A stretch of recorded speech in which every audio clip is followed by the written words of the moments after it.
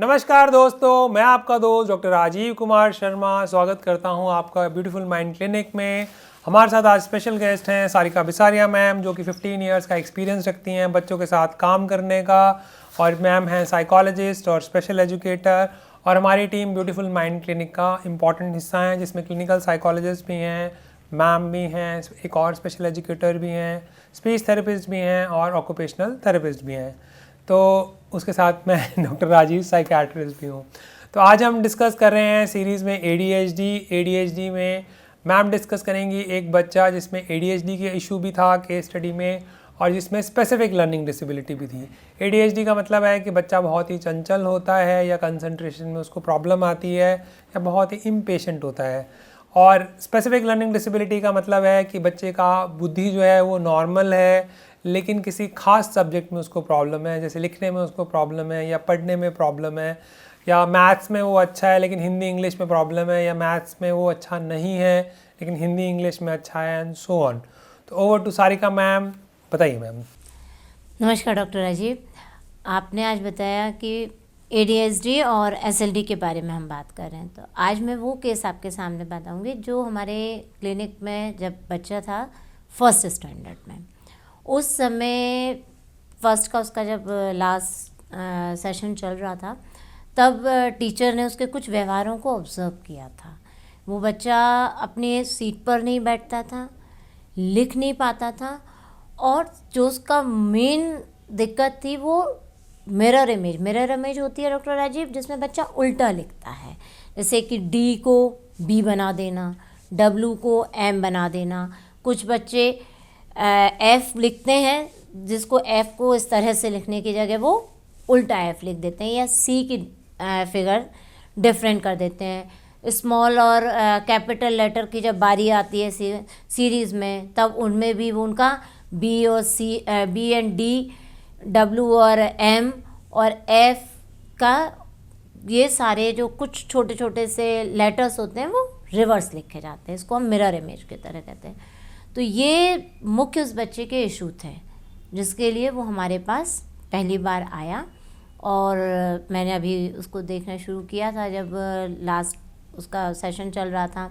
तो माता पिता का मुख्य परेशानी ये थी कि एक तो मिरर इमेज है, राइटिंग नहीं हो रही है, हाइपर एक्टिव तो साथ में था ही था। वो बच्चा अपनी सीट पर नहीं बैठ रहा था। टीचर ने कहा कि कुछ उसके व्यवहार में भी परिवर्तन है, जिसके कारण क्लास में समस्या आ रही है। तब मैंने अपने टीम के मेंबर्स से बात किया और देखा उस बच्चे को, पूरे पेरेंट्स से हिस्ट्री ली उसे कि कब कैसे माइलस्टोन्स थे उसके, किस प्री स्कूल में उसका क्या व्यवहार था, अभी प्रेजेंट स्कूल में क्या व्यवहार है। माइलस्टोन से मैम का कहने का मतलब है कि जैसे हम दिल्ली से चंडीगढ़ जाते हैं तो 100 किलोमीटर, 50 किलोमीटर, 250 किलोमीटर की दूरी है। तो उसी तरह जब बच्चा बड़ा होता है तो 6 महीने पे उसने क्या किया, 12 महीने पे उसने वो किया जो उससे उम्मीद करते हैं कि नहीं, 5-6 साल या 7 साल का जैसे कि उसकी उम्र है तो उस लेवल पे है या नहीं। जी हाँ डॉक्टर राजीव, माइलस्टोन से यही मेरा तात्पर्य था। तो माइलस्टोन तो उसके लगभग ठीक थे, पर एक जो स्पीच थी वो डिले थी। स्पीच डिले तो कई बार माता पिता को होता है कि ठीक है बड़ा होगा तो बोलने लगेगा। वो हो गया अभी कि 3+ में बोलने लगा, पर हाँ वहाँ पर हमारी लैंग्वेज का इशू तो आता ही है, जो उसके पढ़ाई में दिखा। क्योंकि मेजर उसका टीचर का कंसर्न था कि फर्स्ट तो हो जाएगा जैसे तैसे, सेकंड में आने की तैयारी है, और सेकंड में थोड़ा सिलेबस भी बड़ा हो जाता है एज़ पर स्कूल नियम के अनुसार। तो वहाँ हमने पहले उसका IQ टेस्ट करवाया, क्योंकि 7+ था। तो उसको हमें सबसे पहले IQ कराना था, दूसरा हमको उसका एजुकेशन असेसमेंट कराना था, और तीसरा जो था वो था हमारा ऑक्यूपेशनल थेरेपिस्ट के साथ उसका OT का एक असेसमेंट कराना कि उसकी मोटर्स एक्टिविटी या उसकी सेंसिटिविटी तो डिफरेंट नहीं है, या कहीं उसकी नीड कुछ ज़्यादा तो नहीं है। पर ऑक्यूपेशनल थेरेपिस्ट ने कहा कि अभी इतनी इसको नीड नहीं है। उनके अनुसार बताया कि हाँ थोड़ा सेंसिटिविटी लेवल हाई है पर मैनेजेबल है।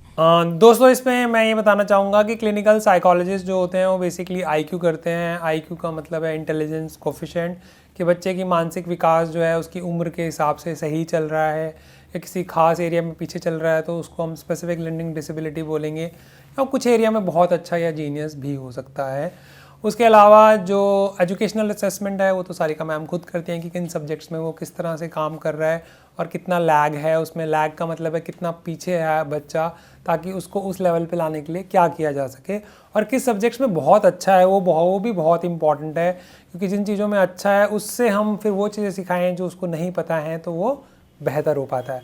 ऑक्यूपेशनल थेरेपी से कहने का मतलब था बच्चों का क्या काम हो सकता है। ऑक्यूपेशन मतलब काम करना, मतलब खेलना। तो खेल में ये देखा जाता है कि बच्चे की क्षमताएं कैसी हैं, क्या वो जो चीज़ें महसूस कर रहा है या जो पेंसिल पकड़ रहा है या किस तरह से पकड़ रहा है वो सब सही है या नहीं।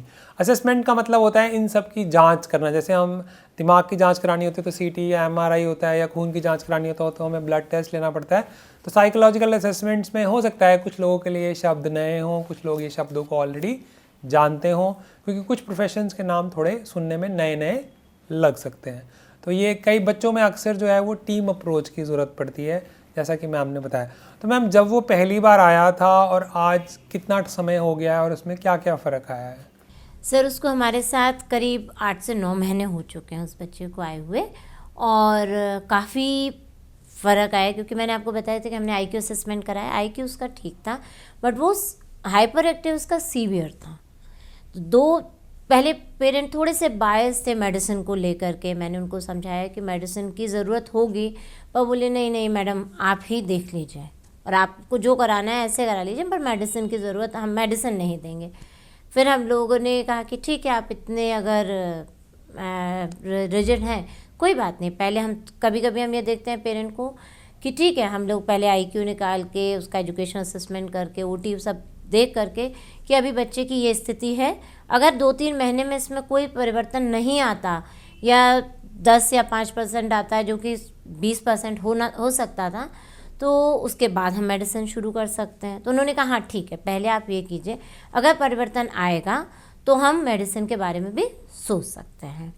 ये मैम ने काफ़ी अच्छा कहा। ये काफ़ी कॉमन होता है, क्योंकि जैसे एज ए साइकेट्रिस्ट पहले लोग साइकेट्रिस्ट के पास ही नहीं जाना चाहते, ऊपर से बच्चे को दवा शुरू करना तो दिल पे बहुत ही अजीब सा होता है। और कई बार ऐसा भी होता है कि प्रोफेशनल्स के समझाने के बाद फैमिली मेम्बर्स जो आए हुए हैं, जैसे पापा या मम्मी आए हुए हैं, तो वो तो कन्विंस हो गए, लेकिन दादा दादी नहीं हुए, मामा मामी नहीं हुए। तो कई बार घर वाले जो हैं हिचकिचाते हैं या आपके सामने मना भी नहीं कर पाते, तो वो घर जाके दवा नहीं देते। इसलिए प्रोफेशनल या हमारी भी जिम्मेदारी है कि हम ज़ोर ज़बरदस्ती ना करें और उनकी बात को समझें और बताएं। जब वो खुद देखेंगे कि हाँ इतना फ़र्क आ रहा है, या वो देखेंगे कि दूसरे बच्चों में फ़र्क आ रहा है, तो घर वाले भी समय के साथ समझ जाते हैं, क्योंकि जो सच्चाई है उसका सामना तो करना ही पड़ता है। बट ये भी इम्पॉर्टेंट है कि उनको इन्फॉर्मेशन किस तरह से दी जा रही है। तो कई बार घर वालों की बात मानना ही ज़्यादा इम्पॉर्टेंट रहता है। हाँ अगर बहुत ही ज़्यादा वो दंड है कई बार, क्योंकि कई बार ADHD में ऐसा भी होता है बच्चे को धक्का मार दिया, किसी के माथे पे चोट लग गई या दरवाज़ा बंद कर दिया, किसी की उंगली आ गई, उस केस में तो फिर रिस्क नहीं ले सकते, क्योंकि पेरेंट्स को कई बार बाकायदा स्कूल वालों ने धमकी दे दी होती है कि अगर आपने इसका इलाज नहीं कराया या आपने कोई मेडिकल पेपर नहीं दिखाया हमें कि इसका इलाज हो रहा है, तो हम इसको स्कूल से मना कर सकते हैं। तो उस स्थिति में तो फिर थोड़ा करना पड़ता है। मैम आप बताइए अभी कैसा है वो? जी अभी सर उनके साथ हमारा जो काम चल रहा है बच्चे पर, मैं लैंग्वेज पर, मैंने आपको बताया था कि आईक्यू उस बच्चे का एवरेज था 92 आईक्यू था, तो एवरेज आईक्यू है उस बच्चे का, पर लैंग्वेज पर उस पर बहुत फ़र्क, उसका वो लिख नहीं पाता था। फर्स्ट में अमूमन देखा जाता है कि बच्चे एक शब्द दिया जाता है क्लास में, सूरज पर, खाना, माँ, या पिक्चर बना दी उस पर 3 वाक्य लिखो, उसका कुछ भी नहीं था, क्योंकि वो बच्चा अक्षर को पहचान पाता था कि ABCD पहचान लेता था।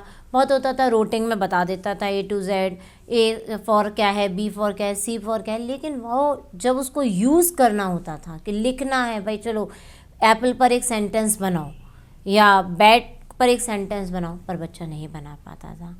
वो दिख ही रहा था। जब हमने एजुकेशन उसका असेसमेंट किया तो बच्चा जो था बहुत नीचे लेवल पर था, लेकिन वो उसकी शुरुआती थी, वो 7 साल का बच्चा था, क्लास फर्स्ट में था, तो उसको लेवल करना उचित भी नहीं है एक, क्योंकि अभी उसको एक्सपोजर मिल रहा है, वो एक तकलीफ से गुजर है, और हम कहते हैं कि इसमें लर्निंग डिसेबिलिटी है या बड़े बड़े शब्द कहते हैं तो माँ बाप घबरा जाते हैं।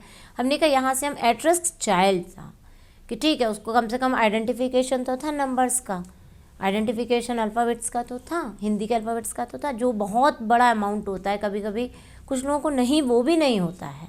आइडेंटिफिकेशन से मैम का कहने का मतलब है कि वो पहचान पाता था कि ये ABCD है या 1 2 3 है या आ का खा गा घा नाणा जो भी है, मैं खुद भी मुझे ठीक से याद नहीं है, माफ़ी चाहूँगा उसके लिए। तो मैम आप बता रहे थे।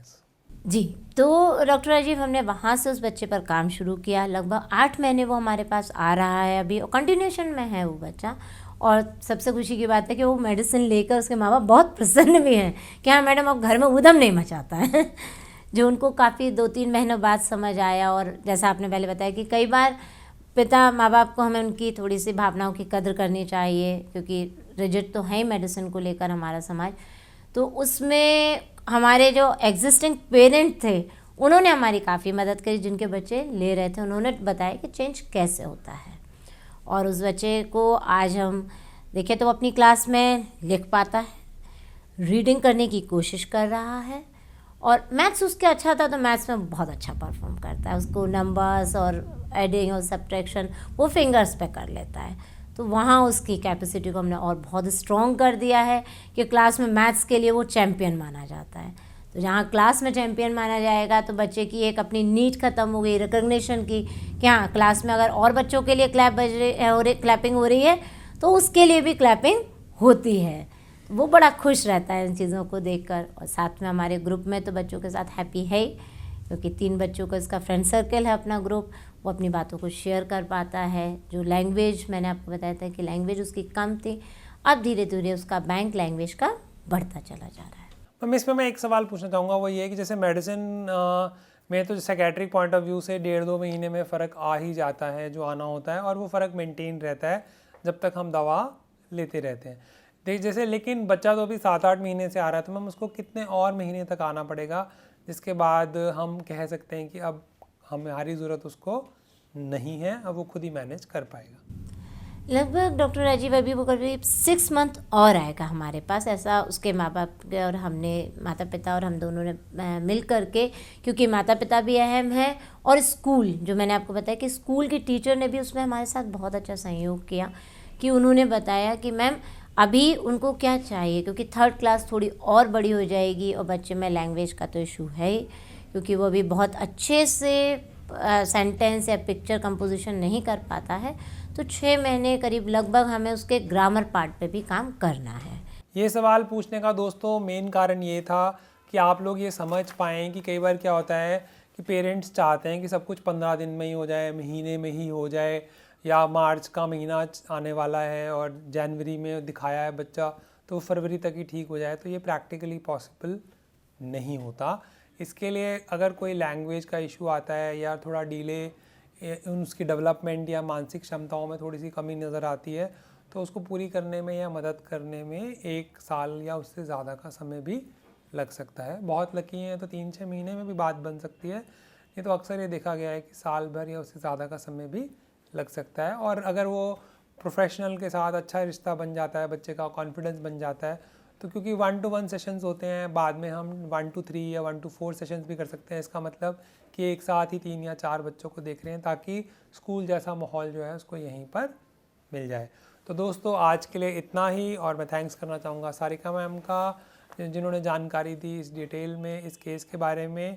अगर आपको ये वीडियो पसंद आया तो दोस्तों आप इसे लाइक कर सकते हैं, शेयर कर सकते हैं उन पेरेंट्स के साथ जिनको इसकी ज़रूरत लगती है आपको, जिसके शेयर करने से उनको बच्चों को और उनको फ़ायदा हो सकता है।